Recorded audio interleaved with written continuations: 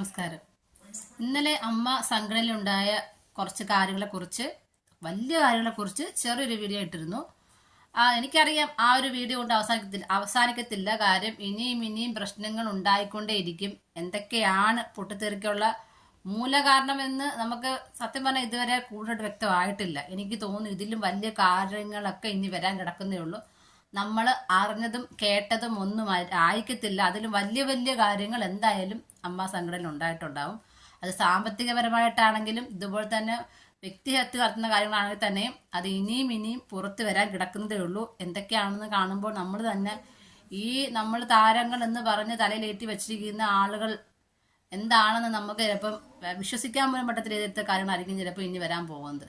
അത് എന്ന് വെച്ചാൽ ഇപ്പോഴും ഒരുപാട് കാര്യങ്ങൾ വന്നുകൊണ്ടിരിക്കുകയാണ്. ഒരുപാട് പേര് റിസൈൻ ചെയ്ത് പൊക്കോണ്ടിരിക്കുകയാണ്. ഇന്നും പോയി.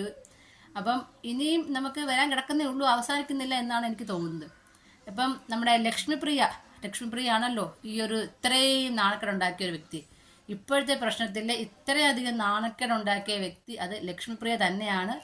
ലക്ഷ്മിപ്രിയക്ക് ശേഷമേ ഉള്ളൂ മറ്റ് എന്ത് വ്യക്തികളും, ആരാണെങ്കിൽ പോലും ലക്ഷ്മിപ്രിയക്ക് ശേഷമേ ഉള്ളൂ.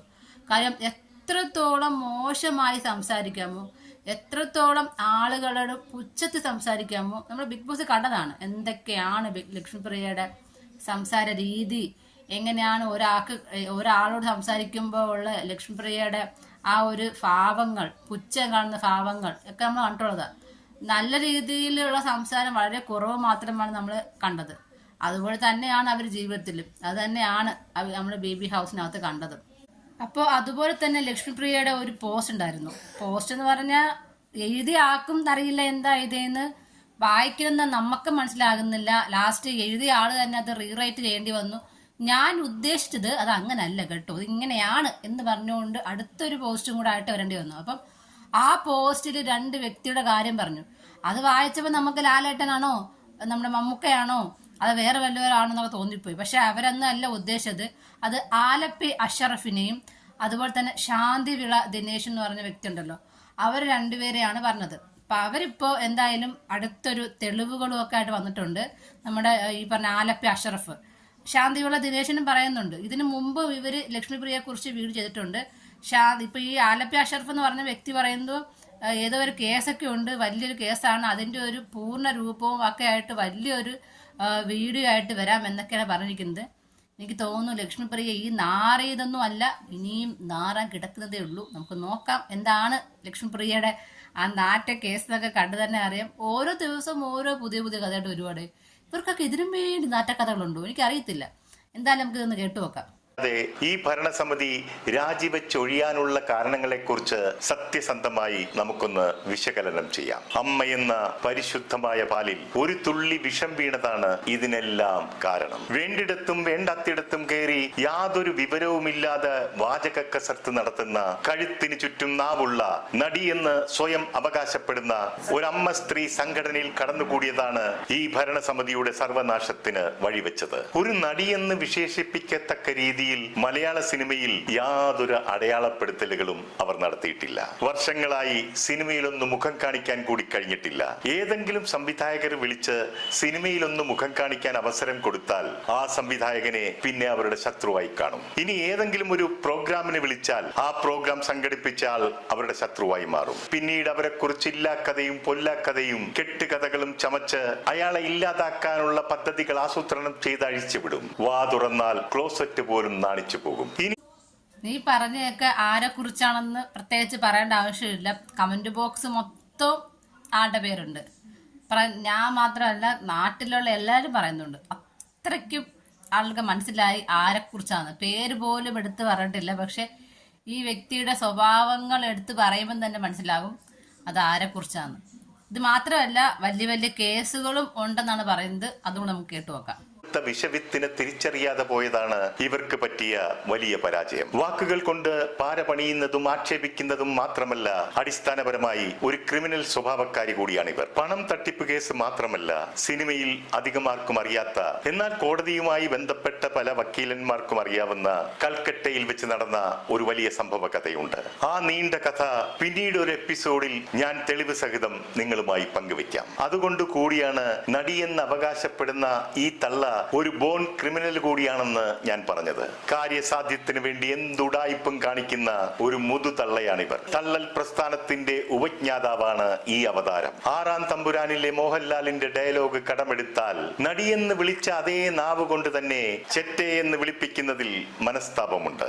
ഇതിനിടെ അറിയാവുന്ന നാറിയ കളികളെല്ലാം കളിക്കുമെന്നും എനിക്കറിയാം. ഇതൊക്കെ ഇവരുടെ സ്വഭാവ മഹിമ കണ്ടും കേട്ടും പറഞ്ഞു പോയതാണ്. ഇത്രയും വലിയൊരു സംഘടനയെ വിഷവും വർഗീയതയും കള്ളക്കേസിലുമൊക്കെ കുടുക്കി തച്ചുടച്ച് കയ്യിൽ കൊടുത്ത ആ ക്രിമിനൽ ബുദ്ധിയുണ്ടല്ലോ, അതിന്റെ മുന്നിൽ ഒരു ദക്ഷിണ വെച്ച് നമസ്കരിച്ചോട്ടെ. ഇത് മാത്രമല്ല, അടുത്ത ആളും കൊടുക്കുന്നുണ്ട്. പക്ഷെ ഇത്രയൊന്നുമല്ല. പക്ഷെ കൊടുക്കാൻ കഴിവുള്ള വ്യക്തികൾ തന്നെയാണ്. എനിക്ക് തോന്നുന്നു ലക്ഷ്മിപ്രിയക്ക് വയർ നിറച്ച് ഇനിയും കിടക്കുന്നേ ഉള്ളു കിട്ടാനായിട്ട്. എന്തായാലും നമുക്ക് അടുത്ത ആള് പറയുന്നതും കൂടെ നമുക്കത് കേട്ടു നോക്കാം. തമ്മിൽ യൂണിറ്റി ഇല്ലാതെ അങ്ങോട്ടും ഇങ്ങോട്ടും ചീത്ത വിളിക്കുക, പ്രായം കുറഞ്ഞ കൊച്ചുകുട്ടി ഒരു തെറ്റ് ചൂണ്ടിക്കാണിച്ചാൽ അവളെ വർഗീയവാദിയാക്കുക, അവളെ ചീത്ത വിളിക്കുക, പിന്നെ സീനിയറായ ഒരു നടിയുണ്ട് നീ ആരടി എന്നൊക്കെ ചോദിച്ചിട്ട് ഇടിക്കാൻ കയ്യോങ്ങുക, മുട്ട് കയറ്റുക എന്നൊക്കെ പറയുക, പിന്നെ അവളുടെ അമ്മയ്ക്ക് ചേർത്ത് ചീത്ത വിളിക്കുക. ഇതൊന്നും ഒരു സംഘടനയുടെ തലപ്പത്തിരിക്കുന്നവർ ചെയ്യേണ്ടതല്ല. അതാണ് പ്രശ്നം. അത് എനിക്കോട് പ്രശ്നങ്ങൾ തീർന്നു തോന്നുന്നു. തീരും, ഇനിയും കുഴപ്പമില്ല. എനിക്ക് ഈ നാട്ടുപ്രദേശത്ത് കാണാൻ അയൽക്കൂട്ടം പോലെ ആയിപ്പോയി. അയൽക്കൂട്ടം ഇങ്ങനെയൊന്നുമല്ല. സ്വയം തൊഴിൽ പോണവരും ഇങ്ങനെയല്ല. ഇത് അതിനേക്കാളും താഴെയാണ്. വേറൊരു തറയാണെന്നേ, വേറൊരു തറ വർത്തമാനങ്ങളെല്ലാം. അത് നിങ്ങൾ ആലോചിച്ചു, ഒരു പ്രൊഡ്യൂസറെ പറ്റിച്ച് 20 ലക്ഷം രൂപ പറ്റിച്ച് കോടതിയിൽ ശിക്ഷിക്കാറായി, കേസിൻ്റെ വാദത്തിൽ ശിക്ഷിക്കാറായി വരുന്നവൾ പോലും അമ്മയുടെ തലപ്പത്തിരുന്നുകൊണ്ട് കാണുന്ന ആരെയും ഇൻക്ലൂഡിങ് മീ എന്ന് പറയാം, കാരണം എന്നെ അടക്കം അമ്മയുടെ അഡ്രസ്സും പറഞ്ഞ് ചീത്ത വിളിക്കുകയായിരുന്നു. അതൊക്കെ രാജിവെച്ച് പോയാൽ ആ സംഘടന നന്നാവുന്നേ. കാരണം ഇത് ആണുങ്ങളിരുന്ന സീറ്റല്ലേ. MG സോമനെ പോലെ, ഇന്നസെൻറ്റിനെ പോലെ, മധുസാറിനെ പോലെ, ബാലചന്ദ്രമേനനെ പോലെ, സുകുമാരനെ പോലെ എത്രയോ നല്ല മഹത് വ്യക്തികളിരുന്ന പോസ്റ്റ്. അതിൽ നിന്ന് പോണതാണ് നല്ലത്. ഇതൊക്കെ ഈ ഐറ്റംസുകൾ പോകുന്നതാണ് നല്ലത്.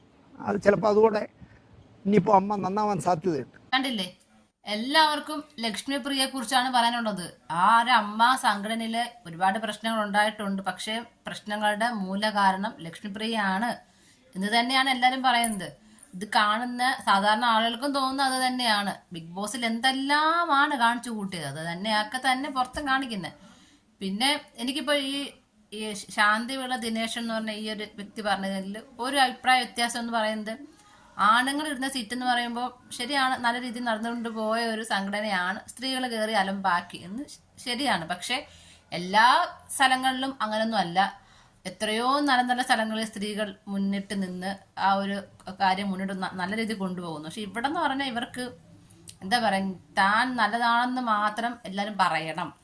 ആരെങ്കിലും തെറ്റ് പറഞ്ഞാൽ തിരുത്താനുള്ള മനസ്സില്ല. അതാണ് ഇവിടുത്തെ മെയിൻ പ്രശ്നം.